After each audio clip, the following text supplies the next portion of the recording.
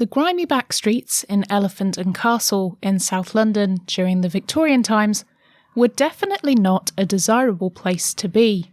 The packed slums, workhouses, and transient nature of the area meant that at times the residents would find themselves competing for resources, often turning to crime in order to make ends meet. Even though the area was destitute in some parts, it didn't mean that all the locals were poor. Some were ridiculously affluent, and alongside wealth comes opportunity for the less fortunate, but not by legal means.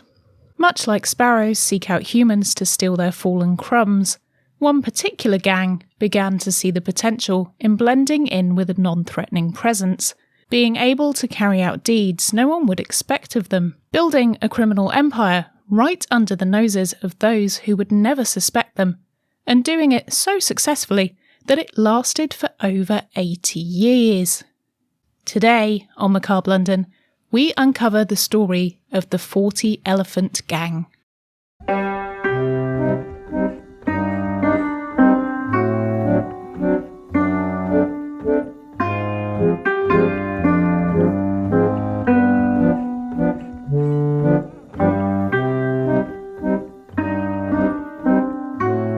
Victorian women didn't have agency over their lives that some of us are fortunate enough to have today.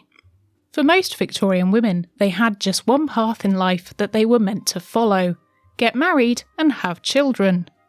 Women were expected to have only interests and skills in things that would be advantageous in securing a husband. Young girls who were privileged enough to receive education were taught to sew, clean and keep a house in order for them to be useful to the men they were set to marry. And superfluous hobbies were kept to a minimum as they were not functional, and a woman who had hobbies was potentially a threat to the paternal home, as she would be more interested in pursuing those activities than keeping her family happy, which was definitely considered undesirable. Due to the moral pressure placed on women during the 1800s, an increase in suicides occurred as a result of illegitimate pregnancies from infidelity, and equally as a way to escape abusive relationships, as there was little in the way of protection and hardly any support for women who were subjected to domestic violence. After several female bodies were fished out of the Thames, the papers played their part in perpetuating the notion that women were killing themselves as a result of their failed relationships with men, and as such this only helped to exacerbate the situation, resulting in more women feeling like they had nothing to offer other than their role in a man's life, diminishing their existence entirely in a society that effectively didn't value them for any other reason than their definition as a wife or a mother. All the while, men did as they pleased, committed infidelity with no recourse, had control over their own money and property, which included the body of their wife, making it perfectly legal for them to force them to work and bear their children, and could divorce them at the drop of a hat and keep all of the property, without any legal recourse being allowed from their wife. No wonder women turned to gin. Despite women having very few rights, such as being allowed to vote, own property, divorce without extremely convoluted twisted rules which only apply to them and not their husbands, or have any legal right to sue, as part of the workforce they were becoming a very important cog in the machine. As more women began obtaining jobs as a result of the Industrial Revolution, stepping away from their previous limited job roles of housekeepers, maids and schoolteachers, they began pressing forward with obtaining a modicum of equality with their male counterparts, as they were deemed to be more valuable and as such had more bargaining powers. Toward the end of the Victorian era, women were rallying against their oppressors and refusing to fit the angel of the home stereotype that was expected of them. The suffrage movement was gaining momentum, and the term feminist was coined, raising the profile of the lack of women's rights afforded to even women in privileged positions, let alone the working classes. Despite Queen Victoria herself denouncing feminism, she was well aware of the impact she had as a ruling monarch on the rights of women, and as such, her merely being on the throne in a position of power gave weight to the plight. The rise in the widespread acknowledgement of the tide of inequalities women were facing were inadvertently causing waves in the lower classes. women who had been trained to cook, clean, sew and organise a household were turning these skills into a way to make money by nefarious means. After all, if they could earn a living and wages which didn't have to go through the man of the house or their paternal guardian, then they could create their own financial freedom. With many women now working alongside each other in factories and other physical labour jobs, they began talking. Many of the women had husbands, partners and brothers who, on the side of their regular day jobs, would turn to criminal activity at night time to make ends meet. And as some women were expected to work for free, particularly those that were apprentices, they had no other option than to commit crime to make an income. After all, in the poorer areas of London, rent was so high that it regularly consumed 50% of people's wages, leaving them little left to survive upon for the rest of the month, a trend which sadly still hasn't left London, meaning that many worked long and arduous hours at dangerous jobs just to hand over their money to someone else. For men, the main way to obtain an extra income was to rob others, pick pockets, or to roam in gangs after dark in more affluent areas, waiting to ambush unsuspecting passers-by.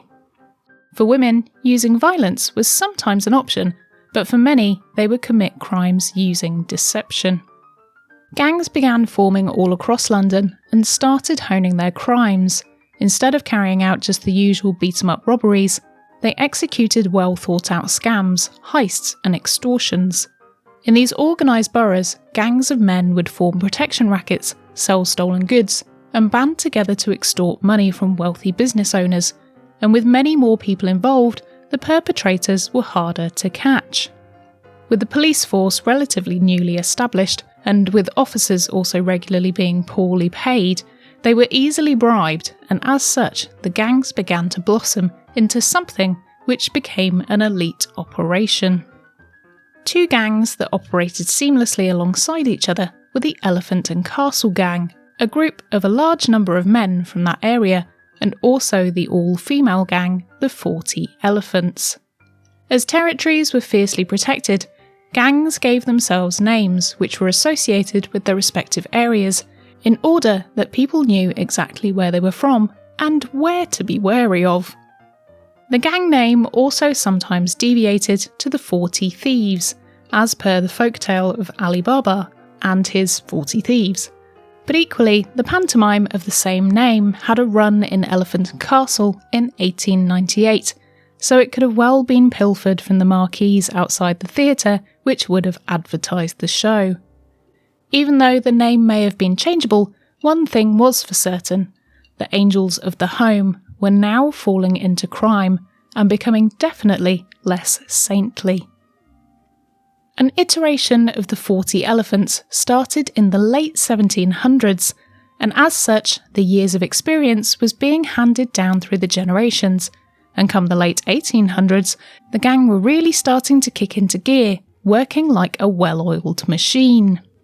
In order for any organised crime ring to operate well, there has to be a head of the gang who calls the shots. The first known top-ranking kingpin, or should that be queenpin, was Mary Carr, a working-class girl who was an adept criminal. Mary, who also temped as an artist's model, was an excellent shoplifter and was known as the Queen Thief of the 40 Elephants. Mary ruled the gang for a few years up until March 1896, when at the age of 25 she was imprisoned for stealing a boy from his mother. At this time, it wasn't uncommon for young boys to be used by older criminal gangs to carry out some of the smaller thieving tasks in return for temporary bed and board.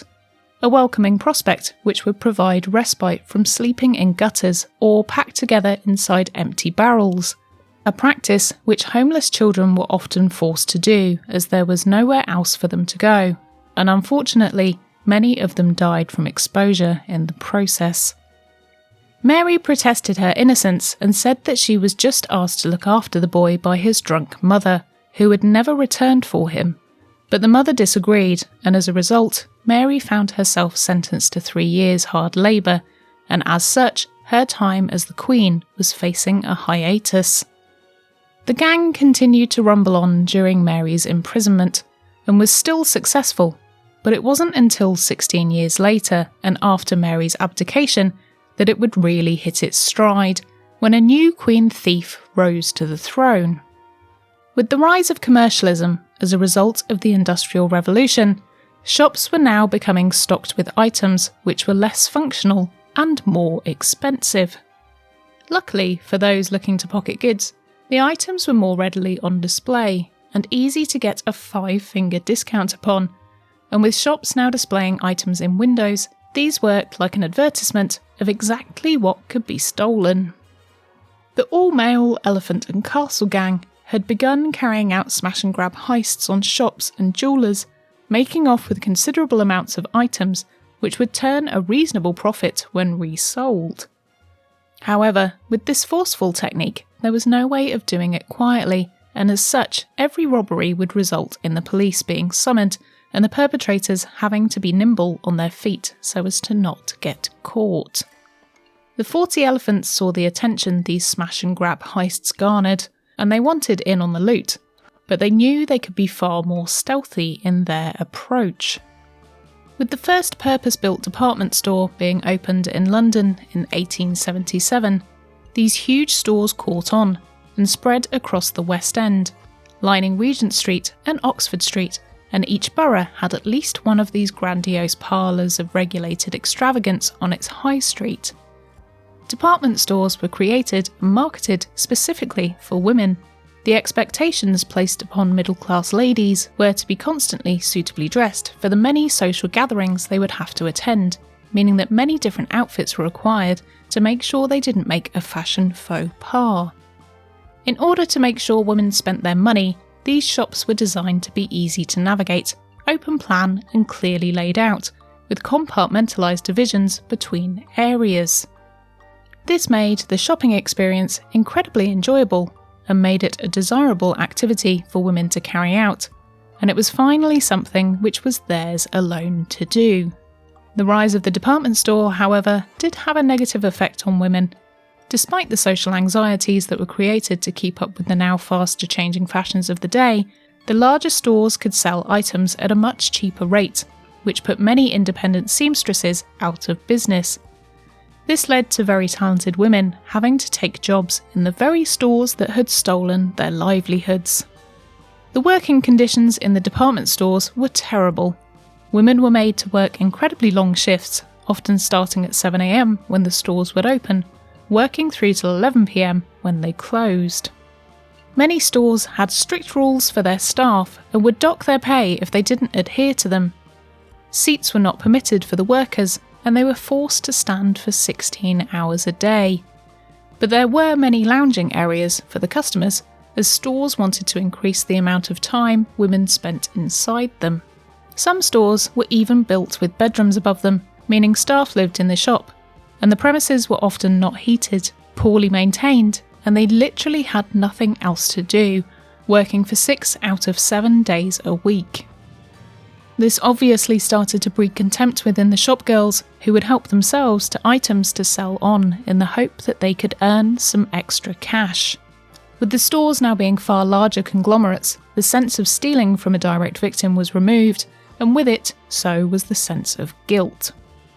With the invention of these much vaster stores, it also became easier for customers to cop themselves a few unsolicited freebies, if they so pleased, and this is where the 40 Elephants began planning how to solicit goods from these corporations. The 40 Elephants were highly skilled when it came to turning any situation into an opportunity, and as such, worked on using the Victorian perceptions about women to their advantage. They used the restrictive clothing they were expected to wear to create a new way of stealing. Most working class women would wear dresses which were flat-fronted and had little flair to them, but middle class women had far puffier dresses which had bustles, puff sleeves and many accessories such as hats, stoles and mink fur muffs, a type of hand warmer which made it incredibly easy to sequester items inside it. With it being deemed highly improbable that women would ever dream of committing crimes, they were always given the benefit of the doubt and regularly left to browse unassisted in shops, making it very easy to pilfer without getting caught. The elephants went to work creating dresses, hats and robes, which had hidden pockets sewn inside them, so they could easily stuff good quality items into their clothing without anyone suspecting a thing. They also used bags sewn into skirts, which hung between the legs, which could accommodate many items. When one of the gang tried to escape a department store, she was noticed to be waddling, and as such apprehended, whereupon police revealed 40 items stuffed into the bag in her skirt. Another method of deception was to have a false arm, so it looked like the ladies were just quietly browsing, whilst they were busy grabbing things from the shelves behind them.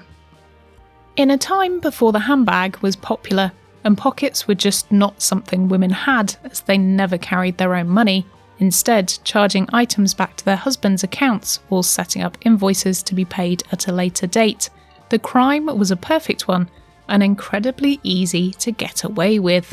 If anyone approached the gang to confront them, they would act incredulous at the behaviour of the staff, who would then become embarrassed and leave them alone so they could walk free without recourse. The elephants weren't so bold as to ever wear the items they stole. They instead would sell them out of town or pass them through several people to pawn them on their behalf, allowing them to keep some of the money, but they would receive the lion's share.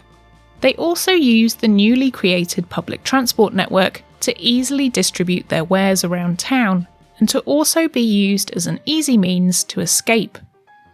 With a tube line leading right into the heart of Elephant and Castle, the girls could raid a department store in the West End and be home within the hour, counting up their newly acquired goods. With the gang now operating a systematic thieving ring, they looked to their newly appointed queen to cast the net wider and to bring in more girls into the fold. Alice Diamond was a girl who had risen through the ranks of the 40 elephants, and in 1915 she took the place as the queen thief after Mary Carr abdicated. Born in Lambeth Workhouse to parents who were no strangers to crime, her father having been convicted of punching the Lord Mayor's son through a plate glass window, Alice, who also went by the name Annie, was always set to have an unconventional life.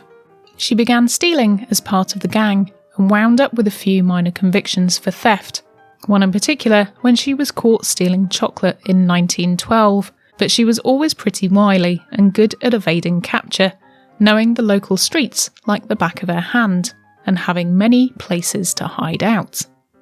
The eldest of 7 children, Annie was gifted with good looks, and at an impressive 5'8", she towered above most men, making her quite striking. This allowed Annie to use this to her advantage, and as she was deemed to be physically intimidating, she was a good choice for becoming the figurehead of the gang.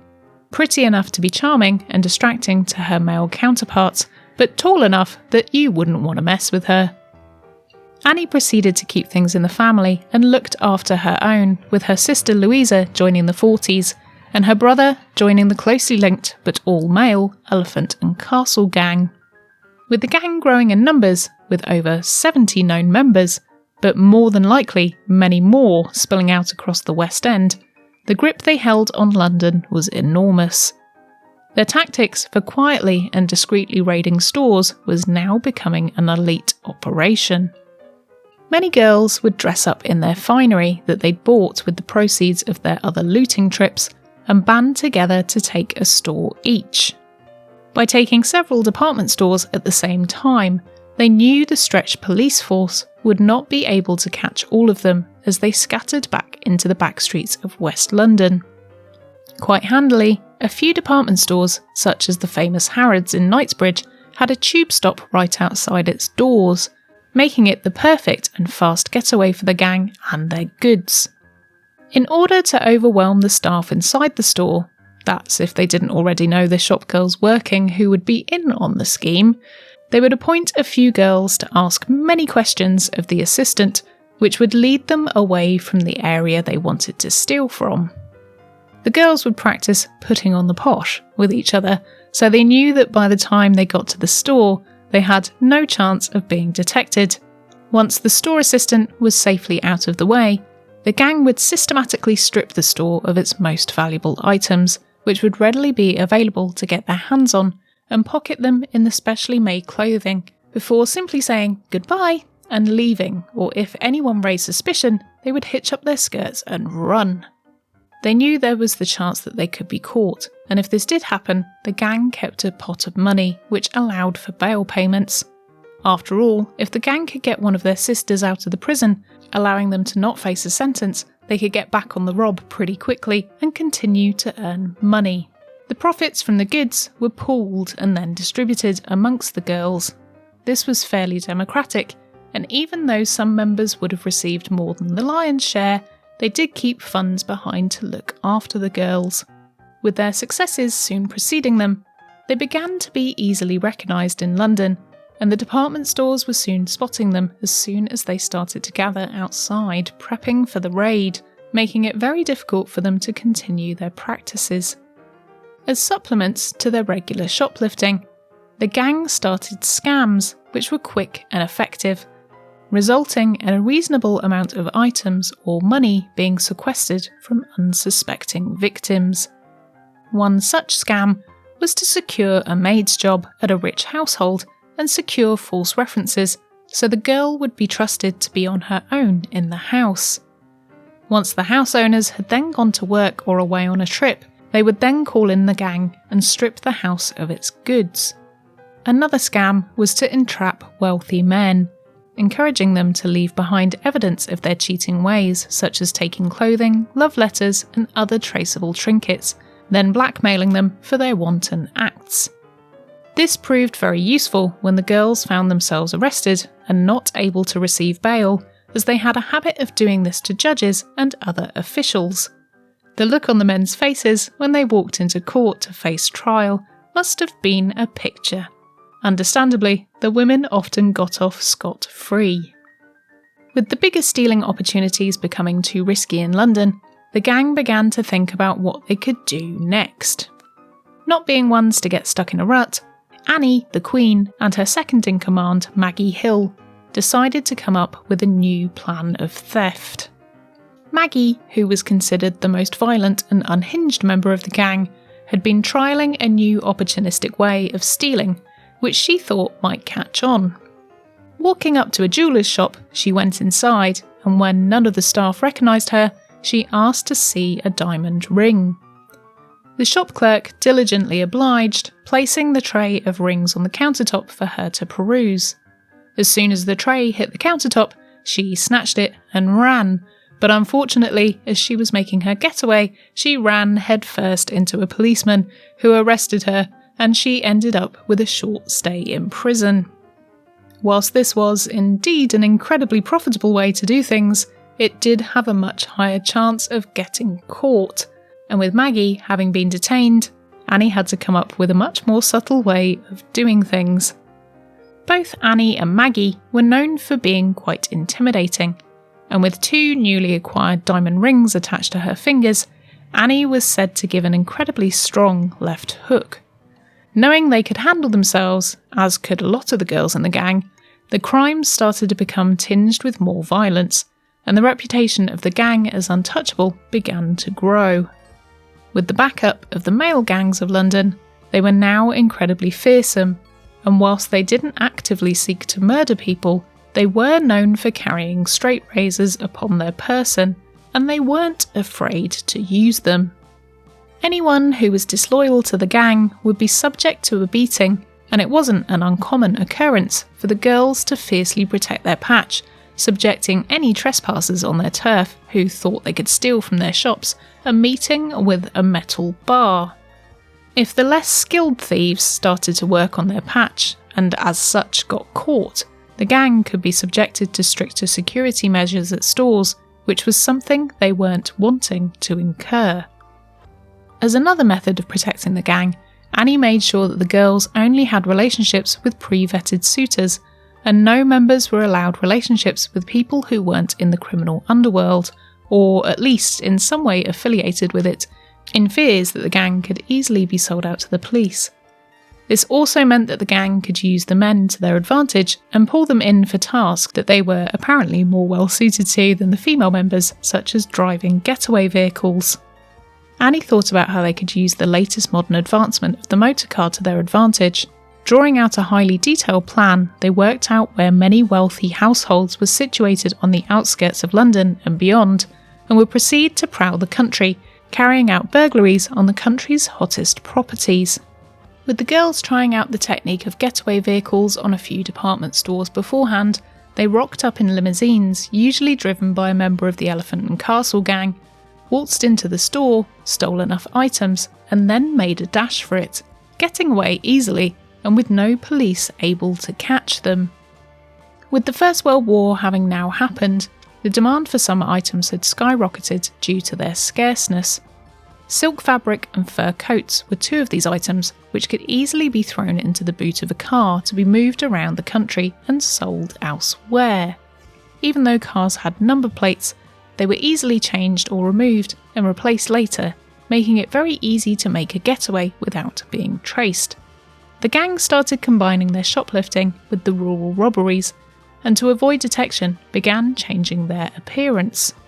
During the 1920s, the rise of the Bright Young Things, a group of socialites known for their partying lifestyle, became the fashion of the day, and the girls copied their looks. They cut their hair short and wore silk flapper dresses and feather headbands, making them easily identifiable from their outrageous looks. This worked in their favour, as if they then changed back into drab attire, they'd easily be able to walk through a crowd and no one would know who they were. One of the gang, Lillian Rose Kendall, was known to be an excellent driver, and as such she was allowed to become a getaway driver for her partner in the Elephant and Castle gang, returning the favour for the many getaways the boys had done for the 40s. Lillian became the poster girl for the gang due to her stunning good looks, and earned the name the Eton-cropped girl due to her fashionable haircut. The members of the gang that didn't have access to cars weren't ruled out of the home heists. Instead, they just had to be a little more savvy in the acquisition and movement of their stolen goods. The gang would buy large trunks and suitcases and send them to the destination they were looking to rob. This meant that the cars would be free of empty suitcases should they get stopped by the police on their way to a destination. These cases were then collected from the station, filled with goodies, and returned, along with a few very smartly dressed girls to keep an eye on them, whilst the cars were driven back home with no stolen goods inside them. When the money that was rolling in became too much for the gang to spend reasonably without getting caught, they started to throw lavish parties, which the whole gang and their subsequent partners from the Elephant and Castle gang would attend. These parties were a good use of the money and allowed the gangs to let off steam. Many of the women by this time were so successful within the crime ring that they were now the working women of the household, with their husbands and partners who had decided they'd let the women go to work whilst they did nothing, or got heavily stuck into drinking and drugs. Unfortunately, the rule that Annie had imposed upon the gang of only courting those that had the same interests almost blew the gang apart in 1925. As a result of one of the gang's love interests not being in keeping with the gang's beliefs, a fight had broken out in a pub in Lambeth over the union, which included another gang member. As a result of the violent skirmish, a few days later, Annie and a few members of the gang enforced their power, asserting their displeasure at the alliance by raiding their home, smashing windows with bottles, and attacking the whole family, including a 15-year-old boy with a knife, leaving all of the occupants with bad injuries and scars to remind them to never cross the gang again, threatening them with a gun before they departed. This saw Annie and the others implicated in the crime incarcerated, but the small fact of being in prison didn't stop Annie from ruling the gang. She continued directing the movements of the girls from behind bars, and making sure her head girl, and by this time top thief Lillian, the Eton-cropped girl, was doing an excellent job of looking after things in her absence. However, once out of prison, Annie decided to fully relinquish control of the elephants, handing her crown to Lillian, who would continue in her place. Annie didn't go straight as such, but she did decide that being a madam at a brothel was a far calmer pace of life than continuing the fast-paced activities of the elephants. The gang continued its activities up to the 1950s, but with the increase in security methods and with enhanced ways of tracking down criminals, the heyday of the gang was over and it slowly disbanded. The acts of the 40 elephants may have been revolutionary for their time, but the art of shoplifting wasn't just reserved for the working classes. In fact, with the rise of the department store, many affluent middle and upper class women were stealing just for the hell of it. Whilst the working class elephants would have been put behind bars for their crimes, the upper class ladies would have been told that they had kleptomania, a mental disorder which caused them to steal, meaning they would most likely not have to face court, a privilege which the working classes were not privy to. Even without gangs, many women had no other option than to commit crimes as a way to survive, whether that be skimming from their employer, picking pockets, or selling their bodies. The inequalities women faced drove them to survive by any means necessary, making the working class female Victorian criminal a common occurrence. The invention of the department store, magazines, and the increased need to be modern and in fashion only did more to exacerbate this situation, controlling the minds of many girls, who were expected to be nothing more than shopping machines, turning to stealing just in order to have some agency over their own existence, or in order to keep up with the pressures of society. Today, the legacy of the 40 thieves lives on, not due to the crimes they committed, but the attitude they created in taking the inequalities and inadequacies life can throw at you and turning them to your advantage.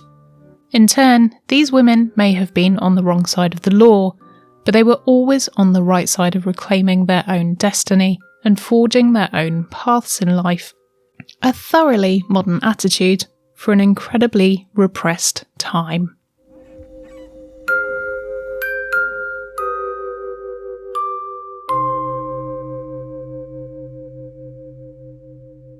Thank you for joining me for that episode of Macabre London. It's nice to be back after the Christmas break. I just wanted to let you know about what's going to be happening with the show this year, so you're up to date and you know what to expect. So from now on, you'll receive a full-length episode of Macabre London once a month, and every fortnight you'll receive a Macabre mini mystery. So that's 2 episodes a month, alternating between the 2 types of shows. I know lots of you really like the Macabre mini mystery that I did before Christmas, so I figured this would be a good way of alternating between the 2 and giving you a little bit more content. In other news, I just wanted to say thank you to everyone that helped to get the YouTube channel to 1,000 subscribers. We didn't make it before the end of 2020, but we're so very nearly there now. Just a few left to go. So if you're not subscribed on YouTube and you're listening to the podcast, then why not pop over there? The episodes have plenty of pictures and visual things to set the scene, and you also get to see what I look like. And also this cat. I'll leave the link to the channel at the top of the show notes so that it's easy for you to do. As always, a huge thanks goes to our patrons, particularly the 2 executive producers, Sam and Barry, and all of our other patrons. If you want to have your name read out at the end of the show, as well as access to lots of other goodies and behind-the-scenes things, then Patreon starts from as little as $1 a month and goes up in increments from there. If you'd like to support the show with a one-off donation, then you can do that in a number of various ways, and I'll leave the links to all of those in the show notes. And also the link to the Amazon wishlist should you want to help with research items such as books for the show. As always, if you want to see what I'm up to in between episodes, then please follow my social media and come and say hi. It's always nice to hear from you. Thank you for joining me for another macabre tale from London's past. I've been Nikki Druce, this has been Boots, and I'll see you ghouls next time.